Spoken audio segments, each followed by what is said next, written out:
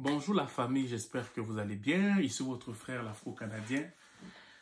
Aujourd'hui, on va parler de cœur à cœur. Ce n'est pas une vidéo qui est formelle comme d'habitude, à savoir le fait de débattre d'un sujet d'actualité, parler, je sais pas moi, d'une problématique que j'ai rencontrée.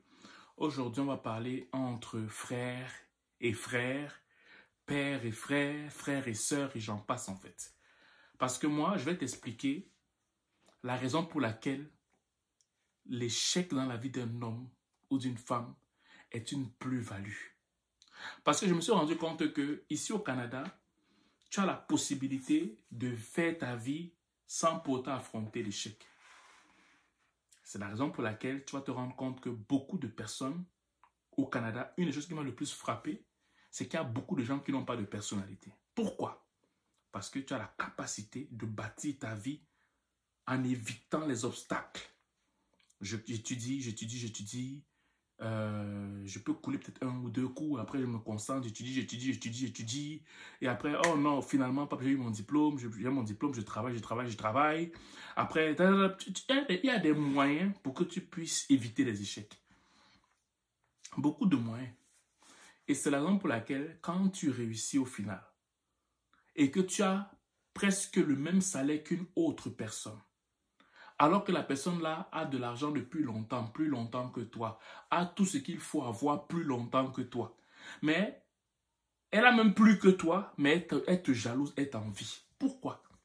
Parce qu'en fait, quand tu t'es réalisé par rapport à ton appel, par rapport à ce qui t'identifie, par rapport à ce qui a fait en sorte que tu viennes sur la terre, tandis que l'autre a court-circuité son évolution par rapport à son droit, son potentiel pour faire autre chose. Donc, une personne qui dit avoir réussi en dehors de ce pourquoi elle a été conçue est une personne qui vit dans l'échec éternellement. Tant et aussi longtemps que tu ne vas pas affronter ce pourquoi le Seigneur, Dieu t'a envoyé sur la terre et que tu vas faire autre chose, même si tu gagnes les millions, tu seras toujours aigri quand tu verras une personne qui, malgré le fait qu'elle ne gagne pas comme toi, mais elle a réussi dans ce sur quoi Dieu l'a appelé, tu seras toujours aigri. Raison pour laquelle tu vas te rendre compte qu'au Canada, quand tu marches dans les rues, il y a des gens qui font tout pour éviter les échecs. Ils font tout pour éviter les obstacles. Ou bien quand ils échouent, ils abandonnent, mais ils passent à autre chose. Moi, depuis que je suis arrivé au Canada, j'ai toujours essayé des choses. J'ai toujours essayé, j'ai toujours échoué. Je dis, il y a plus d'échecs dans ma vie que de victoires.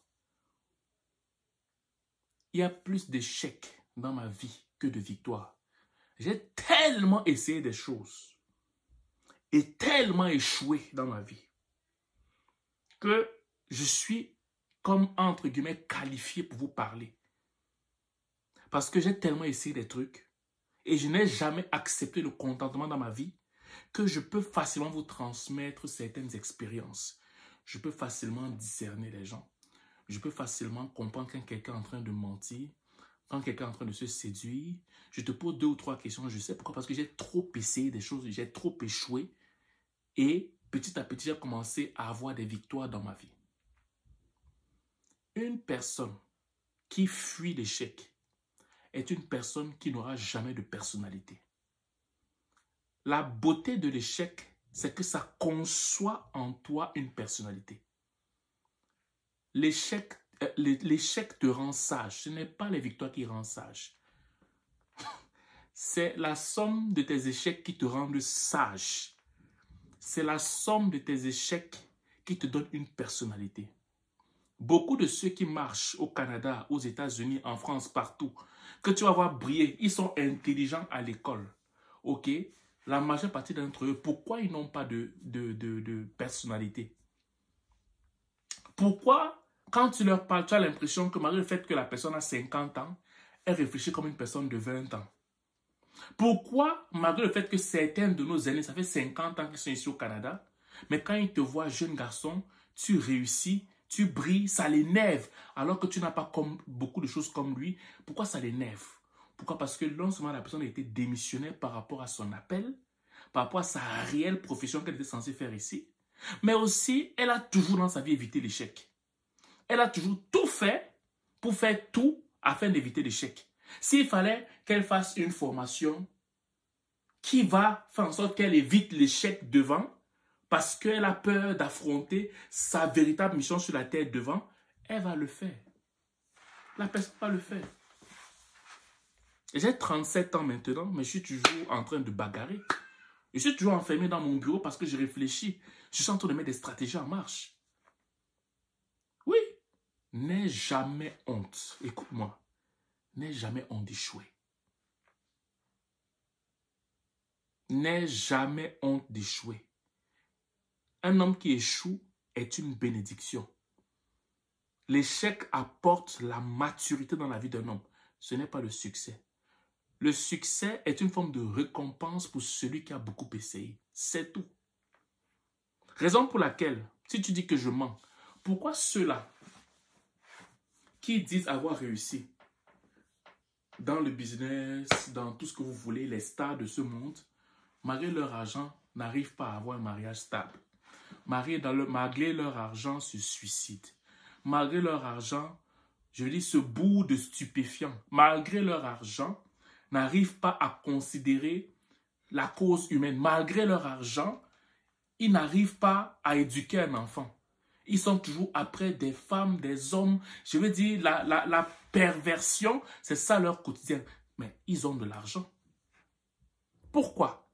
Parce que ces chemins-là, dans ces milieux-là, dans ces business-là, tu vas te rendre compte qu'ils ont des mentors qui font tout pour éviter l'échec. Quand Satan vient dans la vie d'un homme, quand tous ceux qui font dans les pratiques occultes là, Satan va tout faire dans la vie d'un homme que cette personne-là ne puisse pas affronter le chemin de l'échec. Tout faire. Pourquoi? Parce qu'il sait que si tu n'affrontes pas le chemin de l'échec et qu'il te donne tout, tu veux ça, prends. Tu veux ça, prends. Tu veux ça, prends. Tu veux marcher comme ça, prends. Tu veux faire comme ça, prends. Tu vois un peu bagarrer, un peu là, tu dis que tu as fait un effort, prends, fais ça. Il te place là-bas, il te place là-bas, il te place là-bas. Pourquoi d'après toi? Parce qu'il ne veut pas que tu développes une personnalité. Alors que la Bible dit que quand le Seigneur aime quelqu'un, quand le Seigneur aime son peuple, je parle de Jésus-Christ, qu'est-ce qu'il fait? Il amène son peuple dans le désert afin de parler à son cœur. Il t'amène dans le désert. Il t'amène des fois dans des échecs. Il t'amène souvent dans des épreuves. Il t'amène des fois dans des tribulations parce qu'il veut parler à ton cœur. Un homme qui rejette l'échec est un homme qui va être malheureux dans sa vie. Un homme qui repousse l'échec est un homme qui ne va jamais avoir une estime de soi. Elle aura beau avoir toutes les voitures du monde. Elle aura beau faire tout ce qu'elle veut. Mais elle ne pourra non seulement jamais marcher dans son couloir, parce que qui dit marcher dans son couloir dit que tu vas passer par les échecs, mais aussi, quand elle va voir toute personne qui va réussir, écoute-moi, malgré qu'elle a plus que toutes ces personnes qui réussissent là, financièrement, elle est beaucoup plus stable que ces personnes qui ont réussi. Au niveau du matériel, elle a tout ce dont tu as besoin, tout ce qu'un homme peut avoir pour réjouir son cœur. Malgré tout ça, tu vas voir que ces personnes-là sont aigries envers ceux-là qui ont réussi. Pourquoi? Parce que la personne ne s'est jamais réellement accomplie comme il fallait, selon son don, selon son appel, selon son potentiel. La personne a fui les épreuves, la personne a fui les échecs, la personne a fui tout ça. Alors que c'est ça qui apporte véritablement une forme de statut dans la vie d'un homme. Donc, toi qui es au Canada, ne fuis jamais l'échec. Affronte l'échec. Si c'est dur, tu échoues, demain tu te relèves. Tu échoues à un examen par rapport à ton appel, tu continues le lendemain. N'abandonne jamais. Parce qu'on a la grâce, on est dans un pays où il y a beaucoup d'opportunités. Le Canada, c'est une terre d'opportunités. S'il y a un truc qui t'intéresse, et que pour plusieurs, ça prend 2 ans, mais que pour toi, ça prend 5 ans, persévère. Persévère. Ça te prend 20 ans, il n'y a pas de problème. Ne te fie pas aux autres à qui ça a pris juste 1 an. Si pour toi, ça prend 10 ans, persévère. tu vas voir que le fruit de ça, là, ça n'a pas de prix. Parce que non seulement tu es dans ton appel, mais aussi, tu vas sentir que tu ne travailles pas. Pourquoi? Parce que c'est ton domaine de prédilection. Ok? Voilà. Moi, c'était un encouragement que je voulais te dire aujourd'hui. J'espère que ça va toucher ton cœur et que tu vas voir maintenant l'échec différemment. Parce que l'échec, quelque part, est une bénédiction. L'épreuve dans la vie d'un homme lui apporte la sagesse, lui apporte le discernement, lui apporte l'intelligence de la vie, lui apporte un côté, un raisonnement qui se base sur les faits de la vie de tous les jours. Ce qui est contraire aux gens à qui on a tout donné, sans qu'ils ne passent par l'échec en fait. Voilà. Donc j'espère que tu comprends que toi et moi, on va être des échoueurs, mais celui qui échoue réussit toujours. Il y a toujours une récompense à la fin. Donc avançons simplement, car le meilleur est à venir en fait. Voilà. Donc si tu es au Canada, et que tu veux vraiment parler avec des personnes pour pouvoir renforcer ton être intérieur en ce qui concerne l'intégration, savoir qu'est-ce que les gens font de leur côté qui viennent d'arriver, leur joie, leur déception, pour que tu puisses te renforcer émotionnellement et que tu redémarres ta vie ici au Canada comme il faut et que tu puisses continuer à avancer en ayant tes propres objectifs qui t'ont amené ici, ben, rejoins-nous dans nos rencontres virtuelles. Si tu m'écoutes sur YouTube, le lien pour les rencontres virtuelles, c'est en bas.